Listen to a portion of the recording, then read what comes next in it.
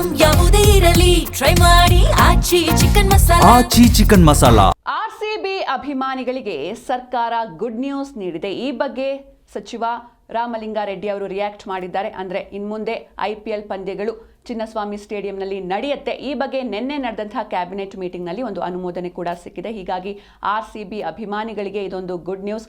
ಸಾಕಷ್ಟು ತಿಂಗಳಿನಿಂದ ಕಾಯ್ತಾ ಇದ್ರು IPL ಪಂದ್ಯಗಳು ನಮ್ಮ ಬೆಂಗಳೂರಿನಲ್ಲಿ ಆಗುತ್ತಾ ಇಲ್ವಾ ಅಂತ. ಇದಕ್ಕೆ ಇದೀಗ ಒಂದು ಗುಡ್ ನ್ಯೂಸ್ ಸಿಕ್ಕಿರುವಂಥದ್ದು. ಚಿನ್ನಸ್ವಾಮಿಯಲ್ಲಿ IPL ಪಂದ್ಯಕ್ಕೆ ಗ್ರೀನ್ ಸಿಗ್ನಲ್ ಸಿಕ್ಕಿದೆ. ಸಚಿವ ಸಂಪುಟದಿಂದ ಅಧಿಕೃತ ಅನುಮೋದನೆ ಕೂಡ ಸಿಕ್ಕಿದೆ.